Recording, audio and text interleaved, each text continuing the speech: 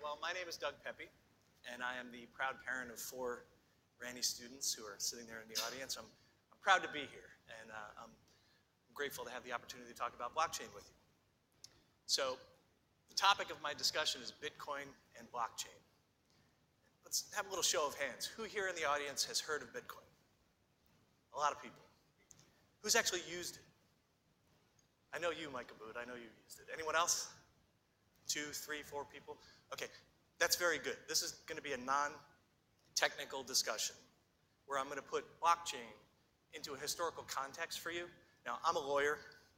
I studied macroeconomics. I'm a Bitcoin miner. I'm not here to talk about the technical aspects of either of those things. I want to talk about the past, present, and future of Bitcoin. So let's start with a little bit of history. Who's this guy? Anyone know? This is actually one of the most important historical figures in the financial world that nobody has ever heard of. This guy is Father Luca Pacioli. He was born in 1447, he died in 1517, and he was a friar, a Renaissance man. He was Leonardo da Vinci's math teacher, and a pretty smart guy. But that's not really what made him important.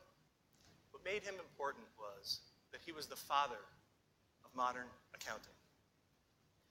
So, what does an accountant from the Renaissance period have to do with blockchain? In 1494, Pacioli systematized the concept of a ledger. Double entry bookkeeping, dry subject. Not many people care about it. Well, it's really important to us because Pacioli's ledgers are everywhere in modern society. Let's give you a little example of this. Meet Marty. Marty wants to send a $100 check to his friend Jennifer for Jennifer's birthday. That's just a piece of paper. Jennifer takes that piece of paper and deposits it in her bank account. And through a series of entries in a Pacioli ledger, $100 is transferred from Marty to Jennifer. In fact, our entire financial system in the modern world is based upon and is, in fact, only a system of ledgers. Most people don't know this. Money is not something tangible. Money is, in fact, an entry on a ledger. Economists use the phrase M1 to describe the money supply.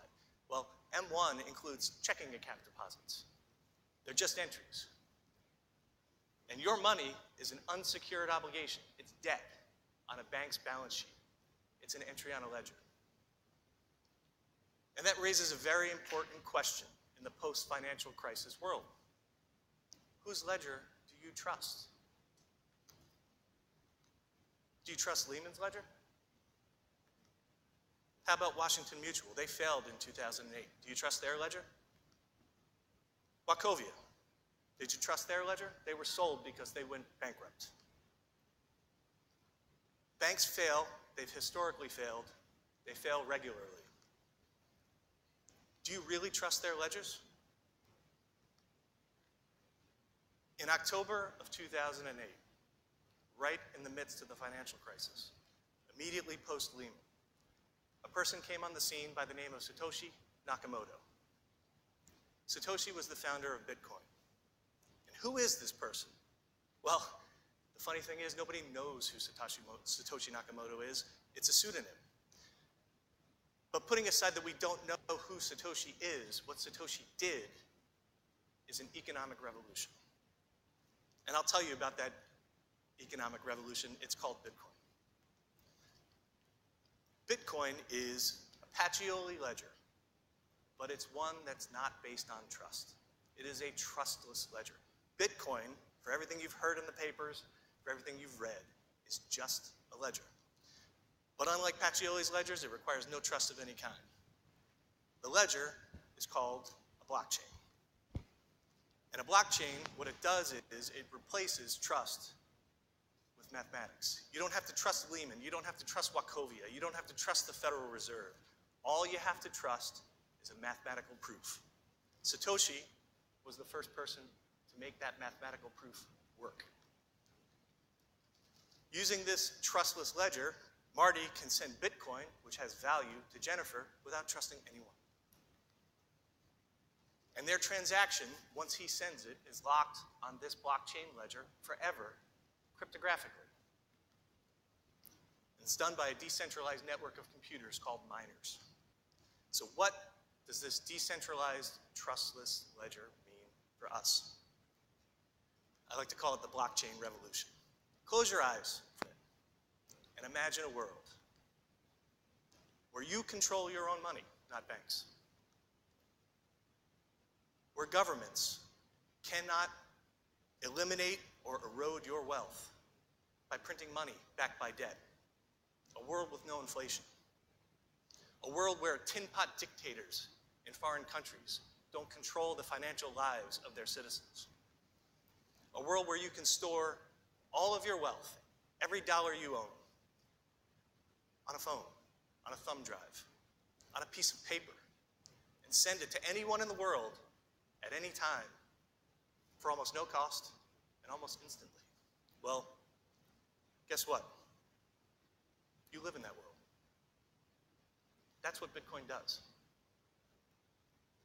So we've talked a little bit about the past. We've talked a little bit about the present. Let's talk a little bit about the future. Blockchain is not limited to finance. It's not limited to banking.